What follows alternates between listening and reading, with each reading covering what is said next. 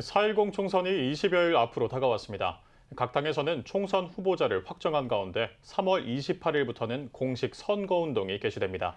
이 가운데 기독교인이 주목해야 할 공직선거법과 관련해 이야기 나눠보겠습니다. 한국교회법학회 학회장이자 중앙대학교 명예교수이신 서은재 교수님 스튜디오에 모셨습니다. 교수님 안녕하세요. 안녕하세요.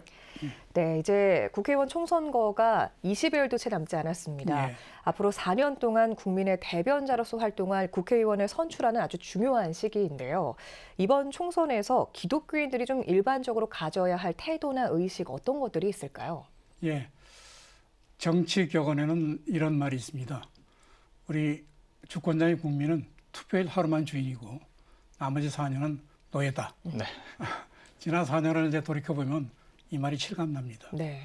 이분들이 선거운동할 때는 뭐 나라와 국민을 위한다고 이렇게 외치던 사람들이 당선되고 나면 국가 백년대계는 뭐 연도에도 없고 오로지 당리당략에 따른 이런 패거리 정치에만 몰두합니다. 네. 특히 이제 우리 기독교적 가치관에 거스르는 수많은 이제 악법들이 제정되거나 그런 제정 시도가 잇따랐습니다. 그래서 우리 교인들 중에는 정치의 환멸을 느껴가지고 아예 투표장에 나가지 않는 이런 분들이 덜어는 계신 걸로 알고 있습니다. 네. 네. 하지만 앞으로 이제 4년 또 10년 더 나은 미래를 위해서 한 표 한 표의 힘을 믿고 투표를 통해서 특히 우리 기독교인이 갖고 있는 가치관들이 법에 의해서 실현될 수 있도록 이렇게 투표장에 나가야 되겠습니다. 네. 물론 이런 선거 한 표 한 표가 굉장히 중요해 보이는데요. 네. 공정선거가 무엇보다 중요하게 느껴집니다. 그럼 본론으로 들어가서 기독교인이 주목할 공직선거법에 대해 한번 알아보겠습니다. 교수님, 목회자는 공직선거법상 선거운동을 하면 안 된다고요? 모든 목사님들이 그런 건 아닙니다. 네. 특히 이제 담임 목사님이 교회에서 담임 목사님이 되게 이제 카리스마가 크지 않습니까? 네. 그렇죠. 그래서 우리 교인들은 담임 목사님이 하시는 말씀은 다 예수님의 말씀이다. 이렇게 생각해서 그 담임 목사님들이 이렇게 특정 후보를 지지하거나 또는 비난할 때 거기 동조하는 경우가 많습니다. 그래서 우리 네. 선거법에는 목사님들, 종교단체의 지도자들이 자기의 직무를 이용해서 선거운동하는 것을 금지하고 있습니다. 예를 들면 설교 또는 뭐 성경 공부 이럴 때 이제 이렇게 특정 후보를 지지하거나 비난하게 되면 선거법에 걸립니다. 지난 2020년 선거에서도요, 조그만 교회입니다. 불과 한 10명 정도 교인들 앞에서 설교하시면서 네. 그것도 50분 설교에 딱 3분 특정 당, 그때 이제 황교안 당이죠. 찍어야 된다. 뭐 이렇게 말씀을 해가지고 선거법 위반에 처벌받은 분이 있습니다. 네. 3년 이하의 징역, 굉장히 무거운, 그다음 600만 원 이하의 네. 벌금 이렇게 부과됩니다. 그렇군요. 근데 교수님, 크리스천들이 투표를 통해서 기독교 가치관을 실현하기 위해서라면 어느 정도 이 목회자들의 발언은 가능해야 하지 않나라는 생각이 드는데요. 예를 들어 동성애 옹호와 같이 기독교적 가치관에 반하는 정당 후보자에게 투표하지 맙시다. 이런 발언은 어떻게 볼 수 있을까요? 예, 바로 짚어주셨는데요. 이런 건 선거법 위반이 아닙니다.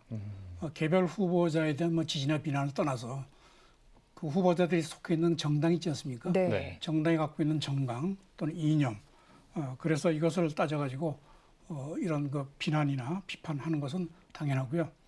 지금 우리 기독교 단체들, 뭐 한교총이라든가 이런 데서 총선을 앞두고 우리 기독교는 어떤 입장을 가지는지 이런 각 당의 이 정책을 분석해가지고 여러 가지 이제 이렇게 기자회견을 하고 있습니다. 네. 이것은 뭐 선거운동이 아니고요. 당연한 국민의 권리입니다. 제가 지난 월요일 날 신문 보니까 네.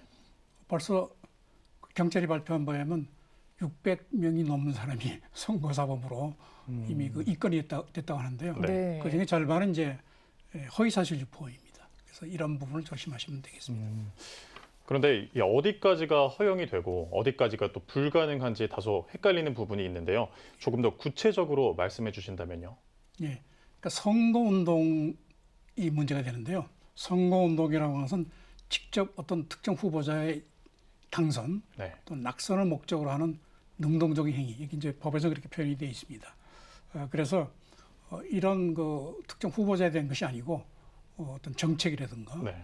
이념 또는 뭐 그 사람의 어떤 갖고 있는 성향 뭐 이런 것을 가지고 이렇게 정책적으로 이렇게 비판하는 것은 얼마든지 가능합니다. 그럼 방금 말씀해 주신 이 부분, 선거운동이 되기 위해서는 능동적이고 계획적인 행위여야 한다라고 하는 이 부분에 대한 정확한 의미는 또 어떤 것일까요?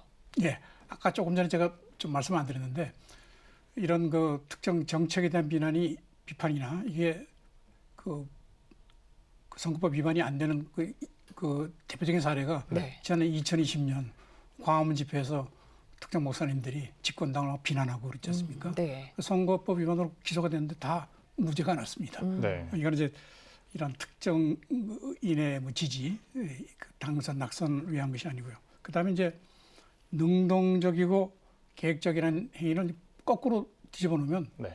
그냥 수동적이고 그다음에 비계획적인 이런 행위. 뭐 예를 들면 우리 헌법엔 다 표현의 자유가 있으니까 누구든지 선거운동 할 수 있습니다. 이게 네. 국민의 권리인데요. 그래서 이제 개별적으로 무슨 말을 하거나 네. 그다음에 특정 후보자에 대한 뭐 지지나 비판이라고 하더라도 이렇게 SNS 같은 거, 네. 그다음에 전화 뭐 이런 거는 상관없습니다. 이건 계획적인 행위가 아니기 때문에 그렇습니다. 네. 이 목회자 발언 수위에 대해서 한번 이야기 나눠봤는데요. 단순한 지지나 비판은 선거운동에 해당하지 않는다라는 말씀을 해주셨는데 그렇다면 목회자가 아닌 성도들이 알아야 할 공직선거법 중요한 내용이 또 있을까요? 예, 우선 이제 선거철이 되면 후보자들이 교회에 많이 찾아옵니다. 네. 물론 뭐그 사람들은 한 표가 아시기 때문에 표를 갖고 있는 이제 교인들의 마음을 사기 위해서 와서 인사도 하고 자기 뭐 그것도 돌리고 하는데요. 사실 선거법이 이렇게 아까 말씀드린 대로 뭐 능동적, 계획적 이런 얘기를 해놨지만 이게 굉장히 네. 추상적이고 네. 일반 그 사람들이 잘 알기 어렵기 때문에 지금 이 기독교 단체들 뭐 저희 교회 법학회를 위시해서 이런 데서 이제 구체적으로 뭐 어떤 행위가 선거법 위반이가 아니냐 네. 하는 것을 이제 좀 아직 알기 쉽게 이렇게 해서 이렇게 자료를 제공한 게 많습니다. 뭐 기윤실에도 그렇고요. 그래서 이제 예배에서 가령 특정 후보들이 찾아오면 어느 당에 누구 와서 예배 참석했습니다. 네. 이 정도로 알리는 건 상관없어요. 근데 이제 이렇게 세워가지고 뭐 인사한다든지 뭐 박수 칩시다 뭐 네. 이렇게 되면 이제 문제가 되고요. 또 하나는 이제 이분들이 자기 교회 교인인 경우는 와서 교회에 헌금하지 않습니까? 네. 그 뭐 평상적인 헌금 뭐 이렇게 일반 교인들이 하는 헌금 정도는 상관없는데 갑자기 이제 큰 큰 금액을. 돈 해서 이제 뭐 누가 이런 헌금했습니다. 알리거나 또 자기가 출석하는 교회가 아닌 다른 교회 가가지고 이렇게 뭐 헌금을 하고 이런 것들은 선거법 위반으로 처벌된 사례가 있습니다. 그래서 이제 이런 것들을 그 위에서 보시면 선거법을 몰라서 또는 부지부식간에 교회나 목사님들이 선거법 위반으로 처벌되는 이런 것은 방지할 수 있을 것입니다. 네. 20여일도 채 남지 않은 4.10 총선을 앞두고 우리 그리스도인이 숙지하면 좋을 것 같은 공직선거법에 대한 이야기 나눠봤습니다. 지금까지 한국교회법학회 서헌재 학회장님과 함께했습니다. 교수님 감사합니다. 감사합니다.